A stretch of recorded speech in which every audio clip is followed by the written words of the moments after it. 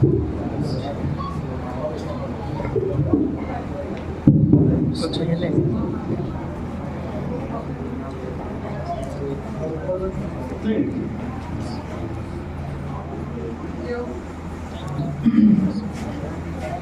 اللہ من قرأ الفاتحہ. بسم اللہ الرحمن الرحیم.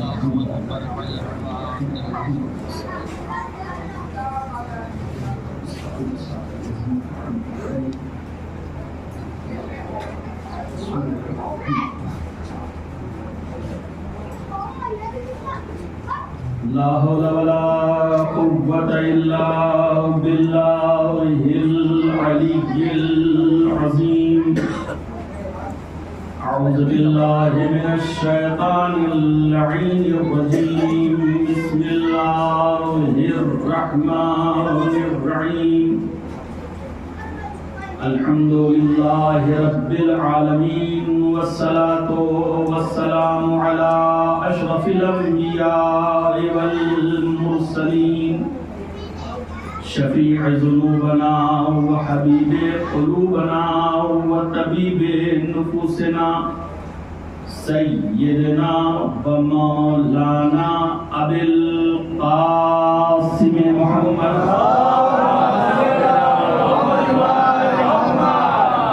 ثم الصلاة والسلام على أهل بيته الطيبين الأنجبين الأطهرين الأشجعين الأفضلين الأكرمين المعصومين المظلومين سيما على الإمام الهمام المقام الزرغام القوام السوام غالب كل غالب مطلوب كل طالب امام المشارق والمغارب علي بن ابي طالب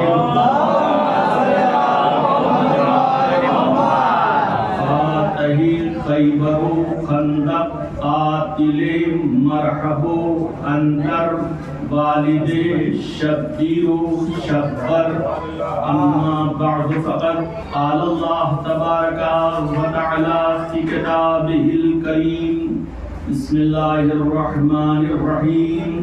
رب اشرح لی صدری یسر لی امری واحلل عقدۃ من لسانی یفقهوا قولی. صلوات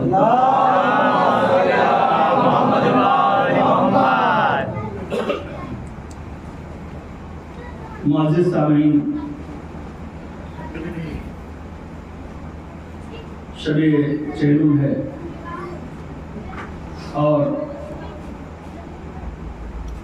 آج کی شب کو مد نظر رکھتے ہوئے میں نے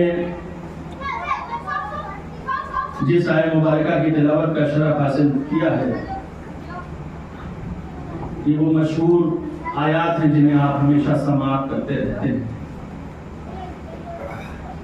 اس سے قبل کہ میں اس آیت پر آپ حضرات کی خدمت مبارک میں کچھ معلومات پیش کروں،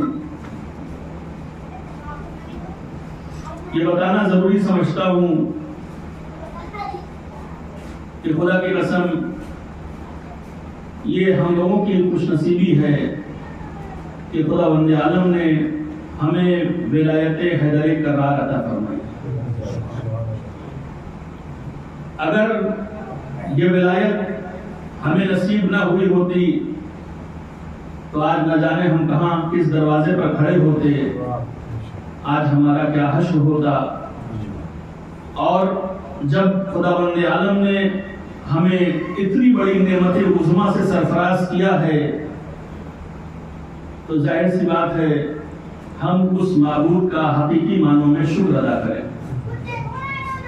جب بھی عزاخانوں میں آنے کا موقع ملے اور مجلس سرکار سید الشہداء میں شرکت کا موقع فراہم ہو جائے تو فوراً خدا کا شکر ادا کیا کیجئے کہ شہزادی کونین نے آپ کو منتخب کیا ہے اپنی مجلس سے. اور یہ بہت بڑا شرف ہے، اس سے بڑا کوئی شرف ہے نہیں. یہ بات بھی عرض کر دوں کہ جو میں کہہ رہا ہوں کہ نعمت کا شکر ادا کیا جائے، فقط زبان سے کہہ دینا کافی نہیں ہے کہ اللہ تیرا شکر ہے، بلکہ جتنی طرح کی نعمتیں ہیں اس کے شکر کا انداز الگ الگ ہے۔ مثال کے طور پر اگر آپ کو ایک قلم دے دیا جائے تو وہ ایک نعمت ہے جس سے آپ لکھ سکتے ہیں، تحریر کر سکتے ہیں، کتابیں لکھ سکتے ہیں، مقالات لکھ سکتے ہیں، بہت سارے کام کر سکتے ہیں۔ لیکن اگر اسے آپ نے فقط جیب ہی میں لگا رکھا اور اس سے کوئی کام نہ لیا تو صحیح معنوں میں آپ نے قلم کو صحیح مصرف میں نہیں استعمال کیا، آپ لائے نہیں اسے صحیح مصرف میں۔ لیکن اگر قلم سے لکھ دیا گیا، اس سے کتابیں تحریر کی گئی، اس سے مقالات لکھے گئے، اس سے ضروری کام ہو گئے، تو اس کا مطلب جس مقصد کے تحت آپ کو قلم دیا گیا تھا آپ نے اسے انجام دیا۔ یہ مجلس حسین جو مومنین کے لیے رکھی گئی ہے، اس کا فقط مقصد یہ نہیں ہے کہ ہم یہاں جمع ہوں اور آ کر ایک خطیب کو، ایک ذاکر کو، ایک عالم کو سماعت کر لیں اور اٹھیں اور اپنے گھر چلے جائیں۔ ان مجلسوں کا مقصد ہے کہ اگر تم مجلسوں میں آنے سے پہلے بے نمازی تھے تو مجلس سے لوٹنے کے بعد تمہیں نمازی بن جانا چاہیے۔ ان مجلسوں کا مقصد یہ ہے کہ اگر مجلسوں میں آنے سے پہلے تم بد اخلاق تھے تو مجلس سے لوٹنے کے بعد تمہیں با اخلاق بن جانا ہے۔ اگر ان مجلسوں میں آنے سے پہلے خدا نخواستہ کسی کا کردار اچھا نہیں تھا تو مجلسوں سے لوٹنے کے بعد تمہارا کردار اچھا ہو جانا چاہیے۔ مجلسیں اس لیے رکھی گئی ہیں تاکہ کردار سازی ہوتی رہے۔ ایک صلوات پڑھ دے محمد والے۔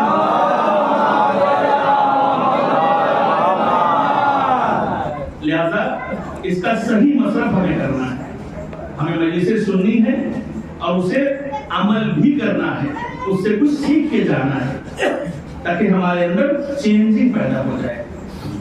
اب آئیے آیت کی طرف چلوں۔ آیت میں ارشاد ہو رہا ہے رب اشرح لی صدری ویسر لی امری واحلل عقدۃ من لسانی یفقہوا قولی۔ یہ جناب موسیٰ علیہ السلام کے کلمات ہیں جو انہوں نے بارگاہ پروردگار میں عرض کیے ہیں۔ آیت کا ترجمہ کیا ہے؟ پروردگار عالم رب اشرح لی، پروردگار عالم میرے سینے کو گشادہ کر دے۔ رب اشرح لی صدری ویسر لی امری، اور میری مشکلات کو آسان کر دے، اور میری مشکلات کو آسان کر دے۔ رب اشرح لی صدری ویسر لی امری واحلل عقدۃ من لسانی یفقہوا قولی، اور میری زبان میں جو گرہ لگ گئی ہے میرے معبود اسے کھول دے تاکہ میں جب کسی سے کلام کروں تو وہ میری بات کو پوری طریقے سے سمجھ سکے۔ یہ جناب موسیٰ علیہ السلام کی دعا ہے۔ اب آپ کہیں گے جناب موسیٰ علیہ السلام کی زبان میں کون سی ایسی گرہ لگ گئی، کیا ہوا تھا؟ تو اگر جناب موسیٰ علیہ السلام کی زبان میں خدا نخواستہ دیکھیں نبی کے اندر کوئی عیب نہیں ہوتا ہے، نبی کے اندر کبھی کوئی عیب نہیں ہوتا ہے، لیکن یہ بات جو بتائی جا رہی اس سے پتا چل رہا ہے کہ کوئی پرابلم تو زبان میں ضرور ہے جس کے لیے جناب موسیٰ دعا مانگ رہے ہیں۔ تو اب میں اپنے نوجوانوں کے لیے عرض کرنا چاہتا ہوں کہ یہ پرابلم کب وجود میں آئی، ذرا سا سن لیجیے، یہ مشکلات کب وجود میں آئی؟ یہ مشکلات اس وقت وجود میں آئی، اس وقت وجود میں آئی جب جناب موسیٰ علیہ السلام فرعون کے دربار میں تھے اور ان کا امتحان لیا جا رہا تھا، ان کا امتحان لیا جا رہا تھا کہ واقعی یہ سمجھدار بچہ ہے یا ناسمجھ بچہ ہے۔ لہذا ایک طرف انگارہ رکھا گیا اور دوسری طرف یاقوت رکھا گیا۔ اب دیکھنا یہ تھا کہ بچہ اٹھاتا انگارہ ہے یا یاقوت ہے۔ اگر یاقوت اٹھا رہا ہے تو سمجھا جائے گا کہ عقل مند بچہ ہے، اس کا مطلب یہ وہی بچہ ہے جو تخت فرعون لٹنے والا ہے، اور اگر انگارہ اٹھا لیا اس نے تو اس کا مطلب یہ نادان بچہ ہے۔ ظاہر سی بات ہے نبی کا ہاتھ بڑھا یاقوت کی طرف، حکم پروردگار ہوا جبریل اپنے پروں سے ان کے ہاتھ کو انگارے کی طرف ڈھکیل دو۔ ظاہر سی بات ہے ہاتھ پر دھکا لگا، انگارہ اٹھا لیا اور منہ میں رکھ لیا، ہاتھ بھی جل گیا، زبان بھی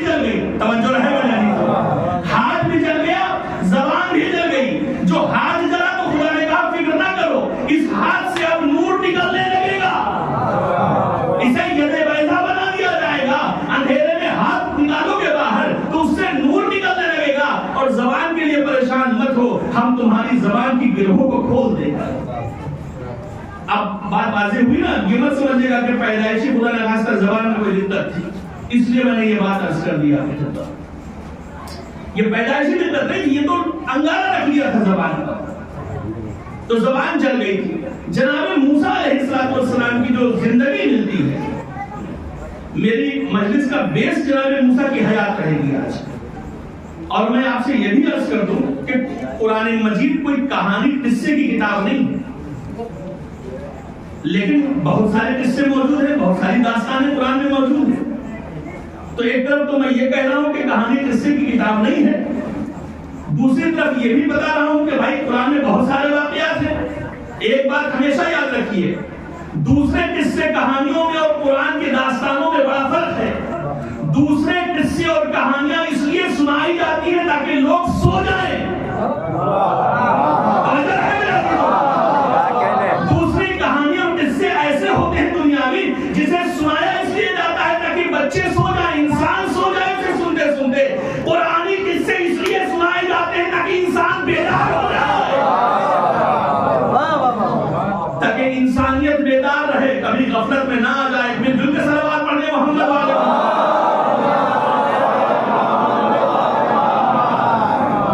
لہذا اگر دنیاوی داستان ہوگی تو نیند آنے لگے گی، اور اگر قرآنی داستان ہوگی تو انسان بیدار ہو جائے گا.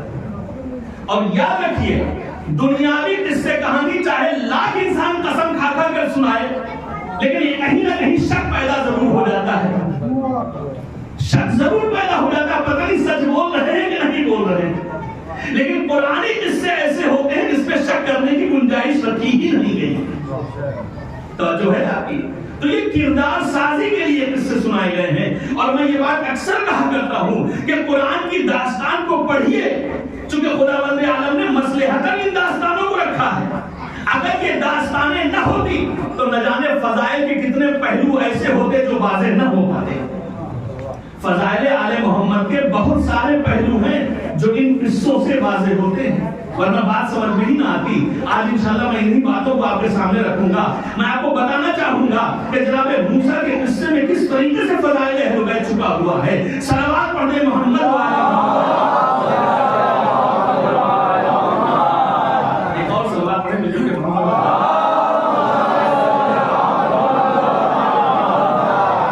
بھائی جناب موسیٰ علیہ السلام کے بارے میں تو آپ کو بہت علم ہوگا، لیکن سنیے تو چار بڑی بڑی باتیں، موٹی موٹی باتیں عرض کروں آپ کی خدمت میں. بھائی جناب موسیٰ علیہ السلام کی ولادت کے پہلے نجومیوں نے اعلان کر دیا کہ اب وہ بچہ پیدا ہونے والا ہے جو جب آئے گا دنیا میں تو فرعون تیرے تخت کو الٹ دے گا، فرعون تیری حکومت ختم ہو جائے گی. وہ بچہ ایسا آنے والا ہے. فرعون نے کیا کیا؟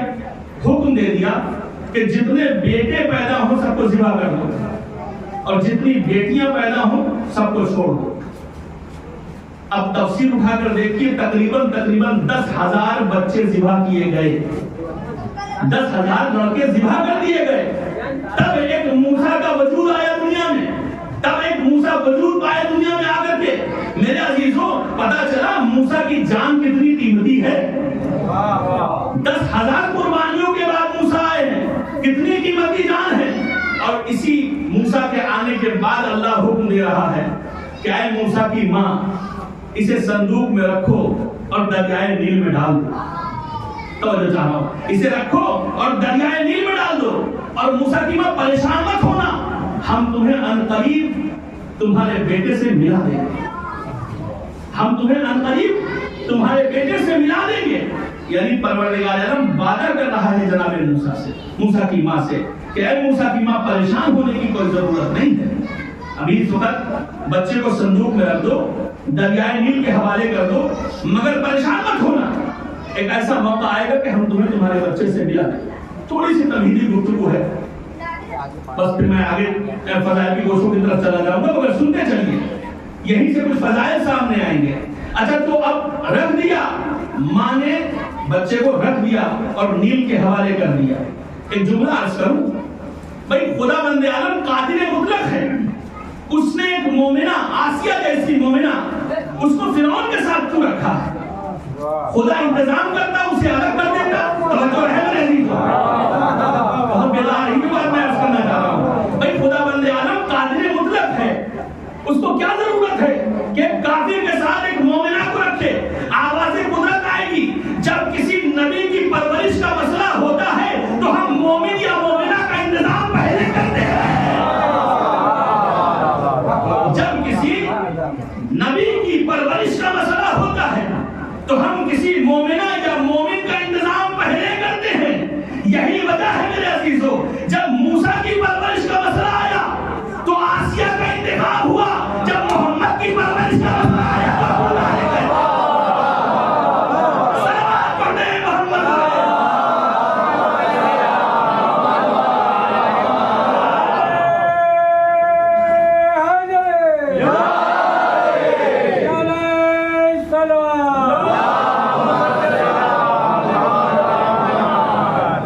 اور فرمایا آپ نے تو وہ مومنہ کو اس لیے رکھا گیا تھا کہ یہ موسیٰ کی پرورش تھی ورنہ خدا بندے عالم اس کا انتظام کرتے تھا کہیں اور۔ اچھا تو اب جناب موسیٰ وہاں پہنچ گئے، توجہ رہے، جناب موسیٰ وہاں پہنچ گئے، پرورش ہو گئی، توجہ پرورش ہو گئی۔ اب ایک دن ایسا آیا، پوری توجہ چاہ رہا ہوں، ایک دن ایسا آیا کہ حکم پروردگار ہوا، اذهب، جناب موسیٰ سے کہہ رہا خدا، اذهب الى فرعون انه طغى، اے موسیٰ فرعون کی طرف چلے جاؤ، اس نے طغیانی کر رکھی ہے، سرکشی کر رکھی ہے۔ موسیٰ فرعون کے پاس جاؤ، اس نے طغیانی کر رکھی ہے، اس نے فساد برپا کر رکھا ہے۔ جیسے ہی یہ جملہ کہا، توجہ اٹھا کر قرآن دیکھیے، اس کے فوراً بعد کی آیت ہے رب اشرح لی صدری ویسر لی امری واحلل عقدۃ من لسانی یفقہوا قولی۔ فوراً جناب موسیٰ نے ہاتھ کو اٹھا دیا، معبود میرے سینے کو کشادہ کر دے، توجہ رہے لے میرے سینے کو کشادہ، سینے کا کشادہ کرنے کا مطلب یہ نہیں ہوا کہ سینہ چوڑا ہو جائے، مادی اعتبار سے دل بڑا ہو جائے، نہیں، اگر کوئی چار بات مجھے بولے تو میں برداشت کر لوں، اگر کوئی چار بات مجھے کہے تو میں برداشت کر لوں، میرے سینے کو اتنا کشادہ کر دے۔ بھائی یہ موسیٰ کا مرتبہ ہے کہ موسیٰ دعا مانگ رہے ہیں، وہ میرے محمد کا مرتبہ ہے کہ اللہ کہہ رہا ہے علم نشرح لک صدرک، اے میرے حبیب کہ ہم نے تمہارے دل کو کشادہ نہیں کیا ہے۔ صلوات پڑھتے ہیں محمد والے۔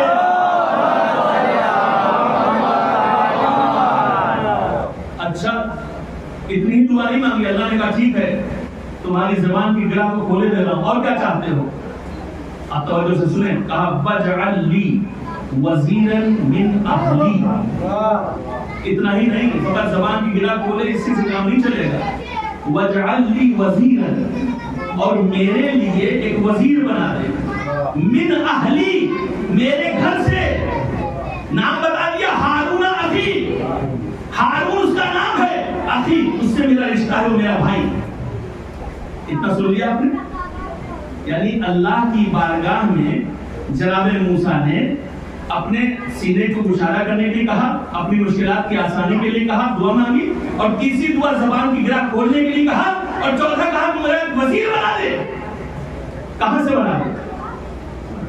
میرے گھر سے، من اہلی، میرے گھر سے، میرے اہل سے۔ کون ہے وہ؟ کہا ہارون۔ رشتہ کیا ہے تمہارا؟ اخی، میرا بھائی ہے۔ تو اب میں جناب موسیٰ کی خدمت میں توجہ چاہ رہا ہوں، میں جناب موسیٰ کی خدمت میں عرض کروں گا، جناب موسیٰ آپ نے نام بتا دیا، گھر بتا دیا، رشتہ بتا دیا، تو بنا بھی لیجئے، خلیفہ بنا لیجئے، وزیر بنا لیجئے، جانشین بنا لیجئے۔ اگر نہیں موسیٰ آواز دیں گے بتا دینا ہمارا کام ہے خلیفہ بنانا، بتا دینا میرا کام ہے، خلیفہ بنانا اس کا کام ہے۔ تو جب موسیٰ اپنا خلیفہ نہ بنا پائے تو مسلمان اپنا خلیفہ۔ صلوات پڑھتے ہیں محمد والے۔ نعرہ حیدری، نعرہ سلوان۔ بڑی دو دو چار والی بات ہے کہ نہیں ہے؟ سب کچھ تو بتا دیا، کہنے دے پروردگار میں نے بنا لیا، نہیں یہ اختیار تمہیں نہیں، وہ اختیار میرے پاس۔ بتا دو کس کو بنانا ہے، کون ہے، کہاں سے ہے، اس کا نام کیا ہے، سب بتا دو، لیکن بنانے کا کام میرا ہے۔ اچھا تم بنا دیے، کہا جاؤ بنا دیا۔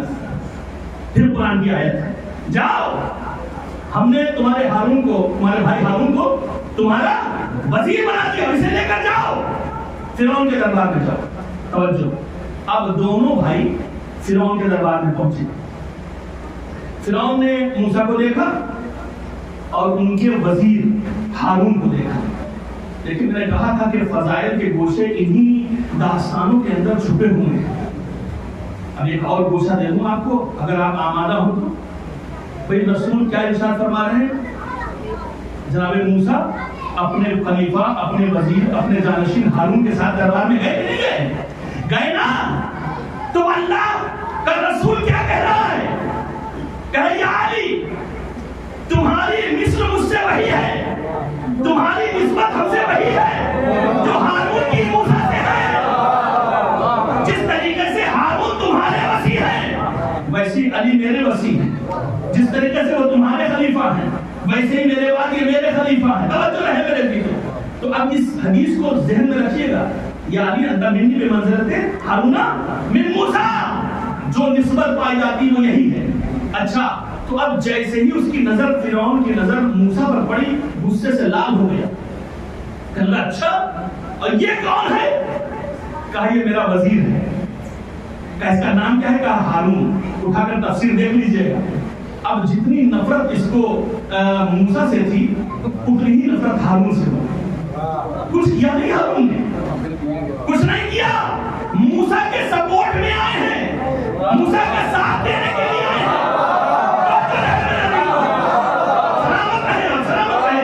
ساتھ دینے کے لیے آئے، سپورٹ کرنے، کچھ کیا نہیں ابھی تو، ابھی تو آئے ہیں۔ توجہ رہے، ابھی تو آئے ہیں۔ زمانہ ہم سے پوچھتا ہے ارے بھائی اتنے سارے علی کے دشمن کیسے پیدا ہو گئے؟ اتنے سارے علی کے دشمن زمانے میں کیسے پیدا ہو گئے؟ بھائی علی کی کوئی ذاتی دشمنی کسی سے تھی ہی نہیں، دشمن آئے تو کہاں سے آئے؟ جب توحید پر حملہ ہوا تو علی نے جواب دیا۔ جو توحید کے دشمن وہ علی کے دشمن، جب رسالت پر حملہ ہوا تو علی نے جواب دیا۔ جو رسالت کے دشمن وہ علی کے دشمن ہے، تو ظاہر سی بات ہے دشمن پڑھیں گے کہ گھٹیں گے؟ ایک سلوات پڑھتے بھی لوگے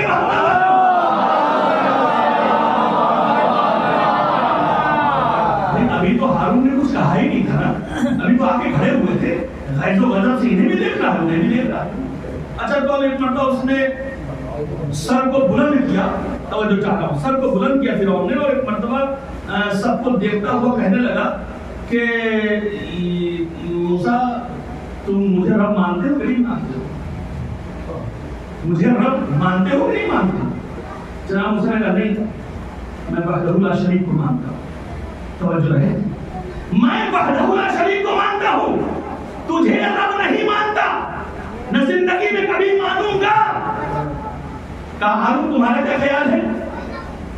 کہا جو موسیٰ نے کہا وہی میں بھی کہہ رہا ہوں۔ توجہ رہے، جو موسیٰ کا قول ہے وہی میرا قول ہے، یعنی میں بھی تجھے رب نہیں مانتا، میں وحدہ لا شریک کو مانتا ہوں۔ ایک مرتبہ مجمع کی طرف جو لوگ بیٹھے ہوئے تھے ان کی طرف چہرہ گھما کر کے فرعون کہنے لگا کہ دیکھا اس شخص کو ہذیان ہو گیا ہے۔ چہرہ گھما کر کہنے لگا دیکھو اس شخص کو ہذیان ہو گیا ہے۔ کون کہہ رہا ہے؟ فرعون۔ کسے کہہ رہا ہے؟ موسیٰ کو۔ توجہ رہے میرے دیکھو، موسیٰ کو فرعون کہہ رہا ہے کہ اسے ہذیان ہو گیا ہے۔ تو اب اگر کوئی نبی کو ہذیان والی بات کہے تو گھبرانا چاہیے، یا تو فرعون ہی کہہ سکتا ہے یا فرعون صفت کو ہی کہہ سکتا ہے۔ صلوات پڑھیں محمد والے محمد۔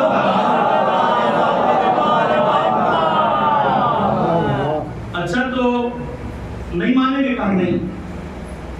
کہا تو تم کیا کہنا چاہتے ہو؟ کہ میں اللہ کی طرف سے رسول بنا کر بھیجا گیا۔ توجہ چاہ رہا ہوں، اللہ کی طرف سے رسول بنا کر بھیجا گیا ہوں، میں تمہیں تبلیغ کرنا چاہتا ہوں۔ کہا تمہارے پاس کوئی معجزہ ہے؟ کہ ہاں ہے۔ سنتے چلیے، ایک بہت خوبصورت منزل کی طرف آپ کو لے کر چل رہا ہوں، اب بہت محظوظ ہوں گے آپ۔ کہا کہ کوئی معجزہ ہے؟ کہا ہاں ہے۔ ان کے ہاتھ میں ایک ڈنڈا تھا، عصا، اور اس عصا سے وہ بہت سارے کام کرتے تھے. پتا توڑ لیتے تھے, بکری چرا لیتے تھے, جب تھک جاتے تھے تو ٹیک لگا لیتے تھے. بہت سی چیزیں لکھی نہیں. تو اب جب ہاتھ میں عصا تھا تو اللہ نے حکم دیا کہ موسیٰ اپنے ہاتھ کے عصا کو پھینک دو. جناب موسیٰ نے اسے پھینک دیا. جیسے ہی پھینکا وہ اژدہا بن گیا. توجہ, وہ اژدہا بن گیا. حکم ہوا موسیٰ اسے اٹھا لو. پھر آگے بڑھے, اسے اٹھا لیا. پھر وہ عصا بن گیا. اب فرعون سوچنے لگا کہ اس کا کوئی کاٹ تو ہونا چاہیے نا ہمارے پاس بھی. اس نے جادوگروں کو بلایا. پوری توجہ, جادوگروں کو بلایا اور جادوگروں کو بلا کر کہنے لگا کہ اپنے اپنے جادو پھینکو موسیٰ کے سامنے. انہوں نے رسیاں پھینکنا شروع کی اور جتنی جتنی رسی پھینکتے گئے وہ سب سانپ بنتے گئے. وہ سانپ بنتے گئے. رسیاں سانپ بنتی گئی, بنتی گئی, بنتی گئی. جب ڈھیر سارے سانپ موسیٰ کی طرف چلے تو پھر ہاتھ میں جو عصا تھا پھر پھینکا, وہ اژدہا بنا. سانپ میں اور اژدہے میں فرق ہے. نہیں محسوس کیا آپ نے؟ سانپ میں اور اژدہے میں فرق ہے. بھئی جتنا فرق سانپ اور اژدہے میں ہے اتنا ہی فرق جادو اور معجزے میں ہے. بھئی اتنا ہی فرق ہے جادو اور معجزے میں جتنا سانپ میں اور اژدہے میں. اب اژدہا آگے بڑھا, ایک ایک کر کے سانپوں کو پکڑتا گیا, کھاتا گیا, پکڑتا گیا, کھاتا گیا, پکڑتا گیا. اب ایک بھی سانپ وہاں موجود نہیں, ایک بھی سانپ موجود نہیں. جیسے ہی اس منظر کو دیکھا, توجہ, جیسے ہی اس منظر کو دیکھا ویسے ہی جتنے جادوگر تھے سب سجدے میں گر گئے. توجہ چاہتا, سب سجدے میں گر گئے. اب قرآن یہاں کہتا ہے, جادوگروں کی زبان یہ ہے, وہ یہ کہہ رہے ہیں آمنا برب العالمین. ترجمہ کرو اس کا, آمنا برب العالمین لا الہ الا اللہ. آمنا برب العالمین یعنی لا الہ الا اللہ. پھر کہا رب موسیٰ. اس کا ترجمہ کروں, موسیٰ کلیم اللہ یعنی جادوگر کلمہ پڑھ رہے ہیں. لا الہ الا اللہ, موسیٰ کلیم اللہ. یہاں آیت ختم نہیں ہوئی, رب موسیٰ کے بعد ہارون کا نام بھی لیا. موسیٰ کے بعد ہارون کا بھی نام لیا. پوچھنا یہ چاہتا ہوں کہ اگر وہ لا الہ الا اللہ ہی کہہ دیتے تو بات مکمل تھی. رب موسیٰ کہہ دیتے, یہاں تک بھی بات مکمل تھی. یہ ہارون کہنے کی کیا ضرورت ہے؟ تو جادوگروں نے کہا کہ اللہ کی توحید کا اقرار ضروری ہے, اس کے بعد اس کے نبی کی نبوت کا اقرار ضروری ہے. جب تک اس کے وزیر اور خلیفہ کی ولایت کا اقرار نہ کیا تب تک کلمہ مکمل نہیں ہوتا. ہم سے پوچھتے ہو علی اور ولی اللہ کہاں سے لے آئے ہو؟ ارے جادوگروں سے پوچھو ہارون کا لفظ کیوں لیا ہے؟ سلام پڑھ دے محمد والے.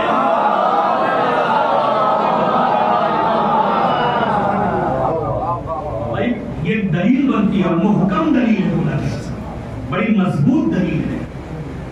آمنا برب العالمین, ہم آپ کے رب پر ایمان لے آئے, یہی کہہ دینا کافی تھا. پھر کہا رب موسیٰ, اے موسیٰ آپ کے رب پر ایمان لے آئے. یہاں تک بھی مکمل تھی بات, لیکن کہا رب ہارون. یہ کہنا بتاتا ہے کہ جب تک علی ولی اللہ نہ کہا جائے نہ زبان نہ اذان کمپلیٹ ہونے والی ہے, نہ اقامت کمپلیٹ ہونے والی ہے. ایک مل جل کے صلوات پڑھ دے محمد والے محمد.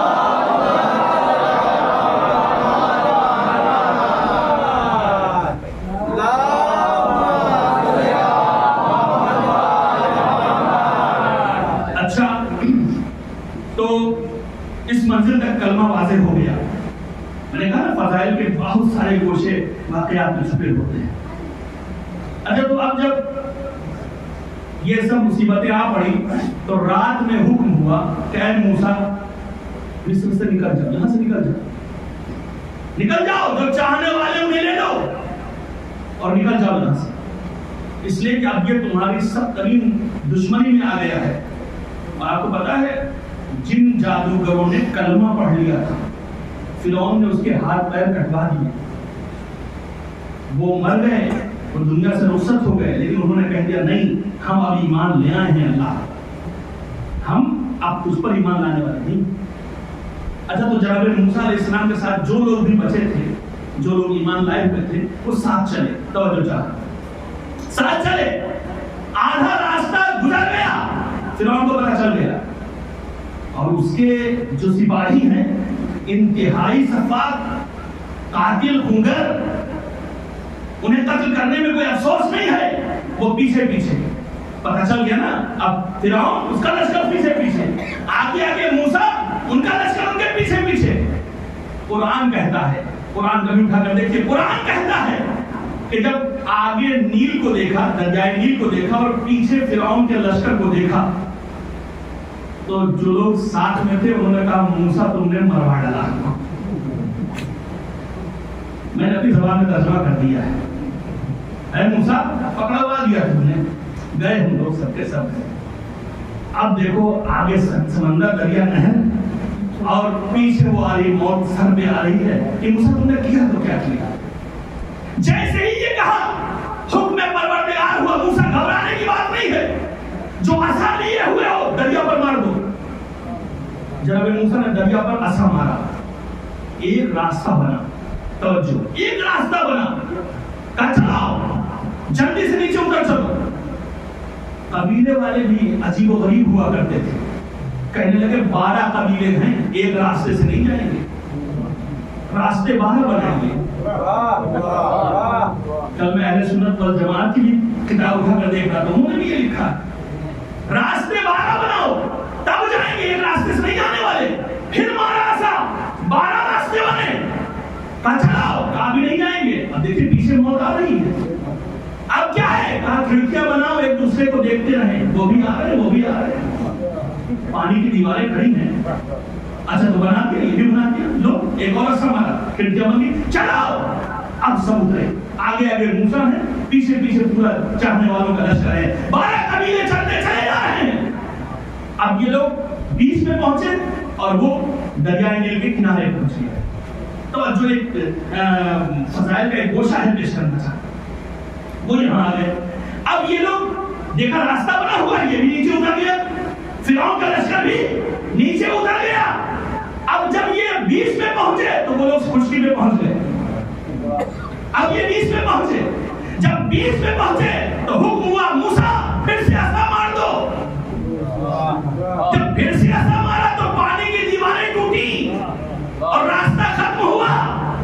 ये कौन सा खुदा है जो इतना मोहताज है, जो हमेशा कहा करता था कि ये मेरी मखलूक है, ये नील मेरी मखलूक है, आज वही मखलूक को खुदा को डुबाए दे रही है। कैसा खुदा है, कितना बेबस खुदा है।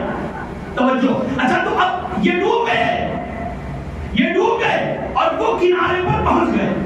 भाई कोई मेरे सुनने वालों में से कोई खामोश नहीं रहेगा, मैं जो बात अर्ज करना चाह रहा हूं।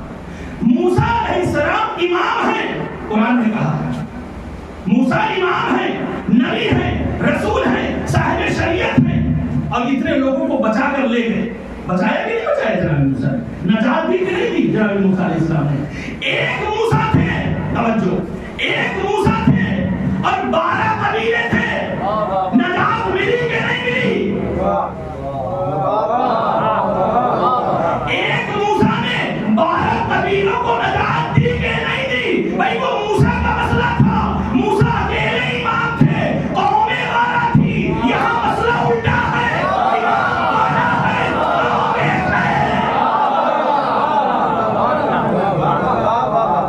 जब एक इमाम 12 कौमों को नजात दिला सकता है तो 12 इमाम एक कौम को नजात क्यों नहीं दिला सकते हैं? सलावत पढ़े मोहम्मद वाले।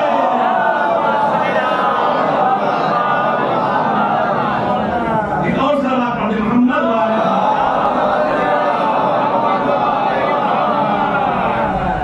लिहाजा जनाब मूसा अलैहिस्सलाम पर, अच्छा कुछ दिन गुजरे, सुनिए मैं बहुत सारी बातों को छोड़ रहा हूं, मैंने वक्त की गुंजाइश नहीं। लेकिन कुछ दिन गुजरे और हुक्म हुआ कि मूसा 30 रातों के लिए कोहे तूर पे आ जाओ। कितनी रातों के लिए? 30। अच्छा आप बड़ी मुश्किल से तो इन लोगों को समझा बुझा करके मुवाहिद बनाया है, तौहीद का परस्तार बनाया, कितनी मेहनत मशक्कत देख रहे हैं आप।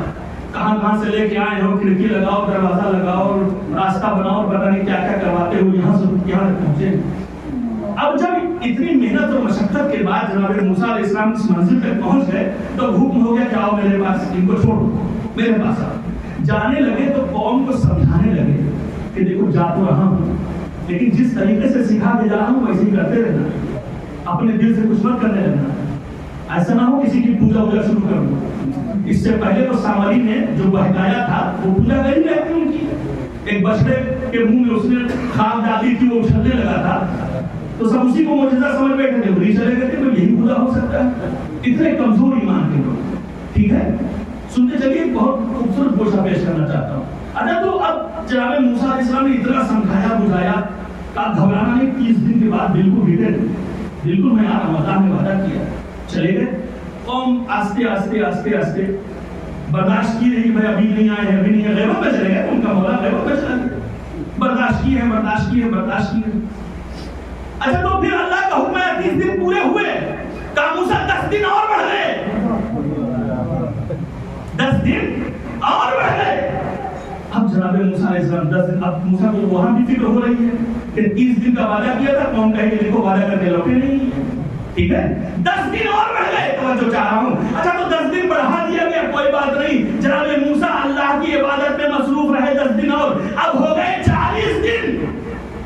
اب 40 دن کے بعد جب لوٹے تو قوم کی عجیب حالت ہے، کوئی وہاں ہاتھ جوڑے کھڑا ہے، کوئی وہاں ہاتھ جوڑے کھڑا ہے، کوئی وہاں ہاتھ جوڑے کھڑا ہے، تو بھائی تمہیں کس حالت میں چھوڑ کے گیا تھا اور تمہاری کیا حالت ہو گئی ہے؟ کہا آپ نے وعدہ کیا تھا لیکن آپ ٹائم پہ نہیں آئے تو ہم سمجھے سے ایسا ہی ہوگا معاملہ، اس لیے ہم نے اپنے عقیدے بدل دیے۔ بھائی خدا کی قسم، موسیٰ کی قوم میں اور آپ میں بنیادی فرق یہ ہے، وہ قوم ہے کہ جو 40 دن اپنے ایمان کی غیبت کو برداشت نہ کر سکی، اس نے اپنے مذہب کو بدل دیا۔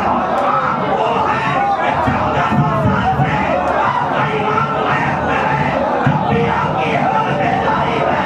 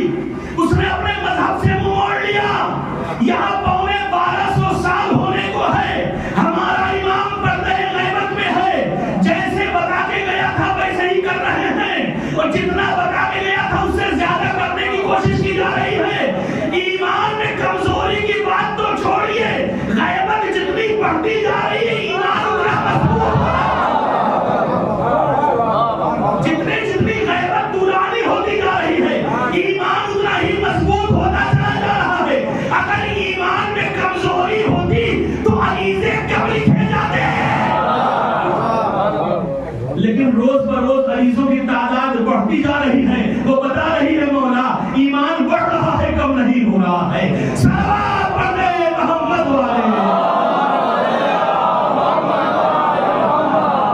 ایک اور صلوات پڑھنے میں جو کہ محمد۔ لہذا میرے عزیزو، ان تمام مسائل پر آپ کی نظر ہونی چاہیے۔ یہی وجہ ہے کہ آخری زمانے کی امت کی اتنی فضیلت روایتوں میں ملتی ہے جو کسی امت کی نہیں۔ کیوں؟ چونکہ اور امتوں نے اپنے نبیوں کو اپنی آنکھوں سے دیکھا ہے، پھر بھی انہوں نے شک کیا ہے، پھر بھی انہیں نہیں مانا۔ مگر یہ امت وہ ہے خدا کی قسم جس نے نہ اللہ کو دیکھا، نہ رسول کو دیکھا، نہ امام کو دیکھا، نہ کسی اولیاء کو دیکھا، نہ اوصیاء کو دیکھا، لیکن خدا کی قسم جو کچھ بتا دیا گیا ہے، اس سے بہترین غیب پر ایمان کی دلیل اور کیا ہو سکتی ہے؟ جو کچھ بتا دیا گیا ہے اس راستے پر گامزن ہے۔ اور میرے عزیزو، میں ہر مجلس کے اختتام ہونے پر ایک پیغام ضرور دیتا ہوں، اور آج کا جو پیغام ہے وہ خاص ہمارے مومنین کے لیے ہے۔ توجہ سے سنیں میرے عزیزو۔ دیکھیے، ہم لوگ جب بھی زیارت پڑھتے ہیں آخری امام کی، تو آخر میں کہتے ہیں وَجَعَلْنَا مِنْ أَعْوَانِكَ وَأَنْصَارِكَ. اس کا مطلب کیا ہوا؟ اس کا مطلب یہ ہوا کہ پروردگار عالم جس امام کی میں نے ابھی گفتگو کی ہے، جسے سلام کیا ہے، جس کو الگ الگ صفات سے میں نے یاد کیا ہے، ان کے اعوان اور انصار میں یعنی غلاموں میں، جانثاروں میں میرا بھی شمار کروا. لیکن فقط زبان سے دعویٰ کر دینے سے کوئی امام کا غلام نہیں بننے والا. اس بات کو ذہن نشین رکھیے، عمل کی منزل میں آنا. اب آپ کہیں گے کہ کیا ایسا کیا جائے کہ امام زمانہ کے اصحاب میں ہمارا شمار ہو جائے؟ تو انشاءاللہ وقت رہا تو میں کل عرض کروں گا اس بات کو صبح کی مجلس میں.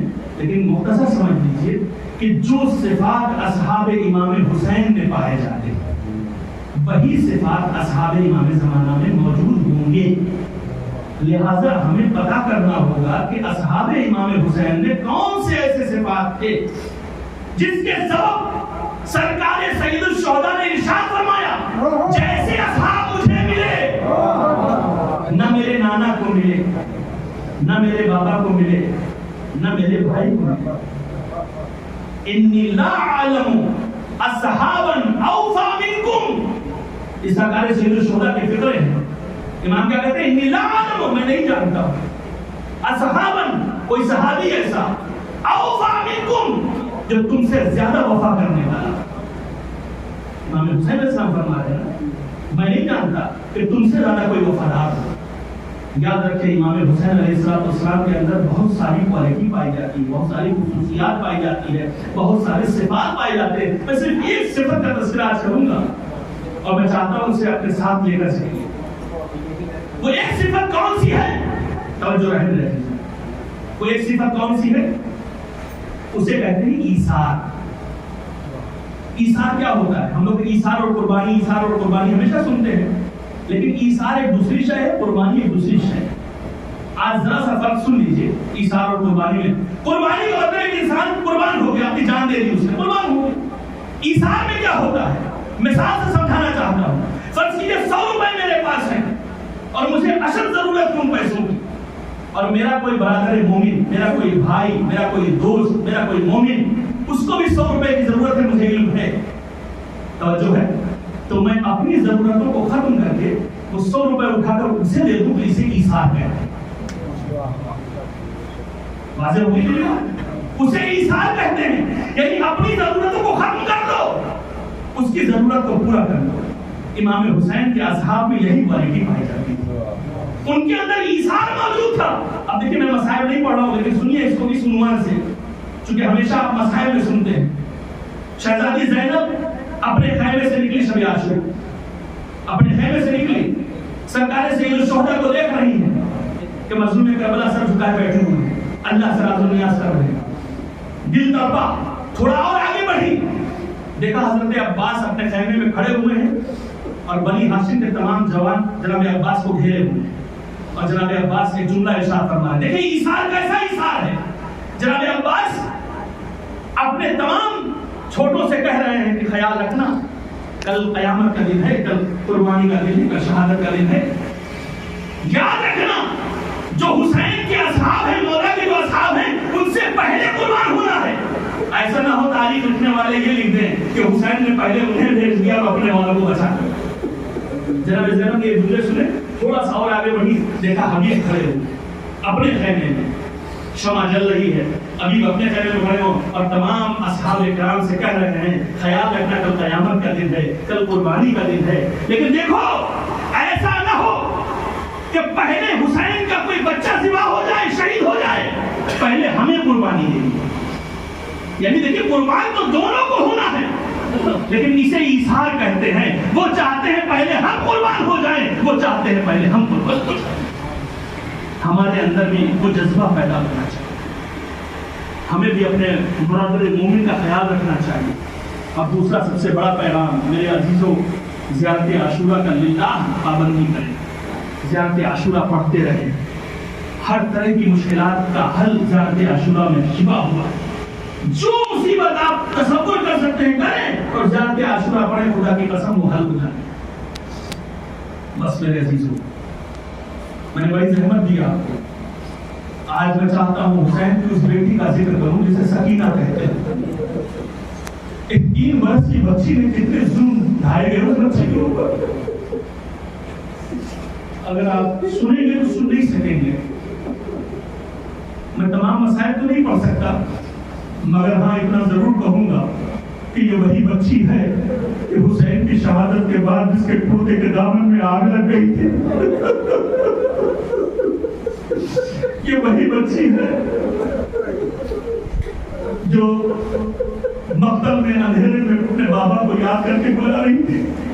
یہ وہی بچی ہے جو بابا بابا پکارتے ہوئے نشیب تک پہنچ گئی. یہ وہی بچی ہے جو راستے میں اونٹ سے گر گئی تھی. یہ وہی بچی ہے جسے اونٹ کے پشت پر باندھ دیا گیا. یہ وہی بچی ہے جس کے کان سے گوشوارے ایسے چھینے گئے کہ پورا کرتا خون سے رنگین ہو گیا. یہ کون سی بچی ہے؟ یہ وہ بچی ہے کہ جب تک حسین کے سینے پہ نہ لیٹے اسے نیند نہیں آتی.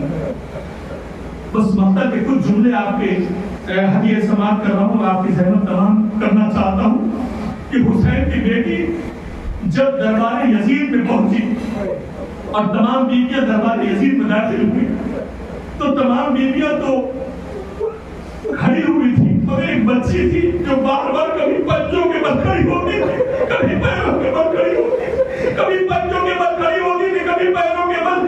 یزید کی نظر پڑی کہ یہ کون بچی ہے جسے قرار نہیں ہے؟ ارے کسی نے کہا حسین کی یتیمہ ہے، اسے سکینہ بنت الحسین کہتے ہیں.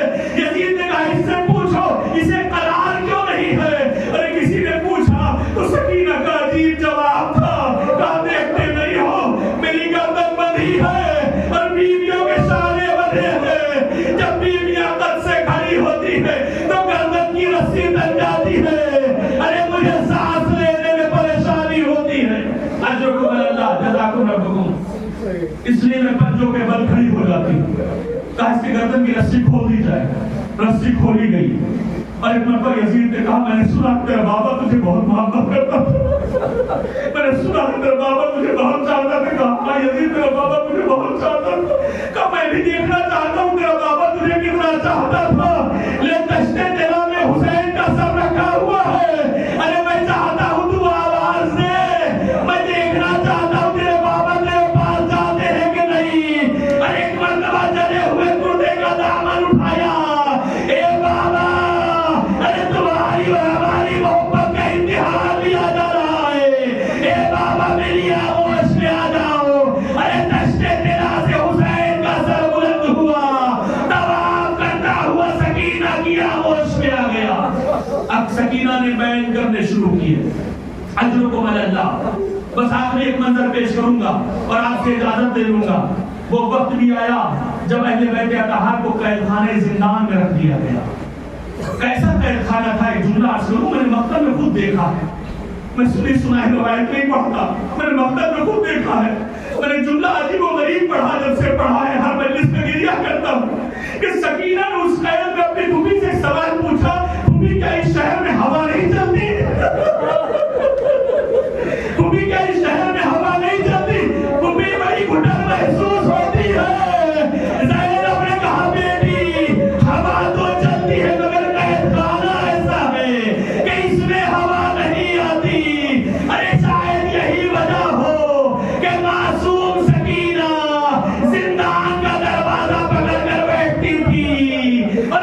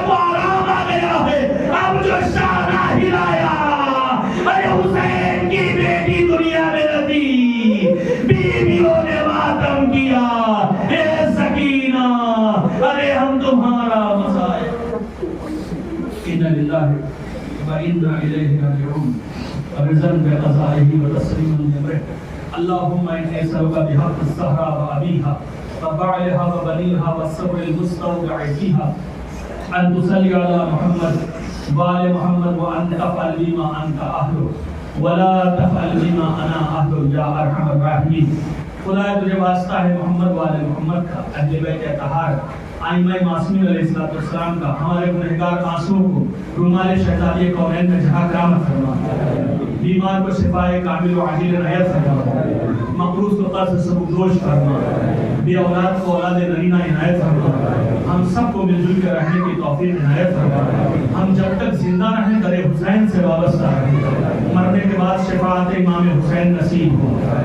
دنیا میں جہاں جہاں بھی شیعان علی حیدر کرار عزا اور عبادت میں مصروف ہے، ان کی جان و مال و عزت و آبرو کی محافظت فرما. علماء کرام مراج تقلید کا سایہ ہمارے سروں پہ باقی رکھے. میرے معبود کے واسطہ ہے محمد و آل محمد کا، ہمارے والی و وارث ہمارے امام زمانہ کے ظہور میں تراجیل فرما، ہم کو ان کے اعمال انصار میں شمار فرما. ربنا تقبل منا انک انت السمیع العلیم.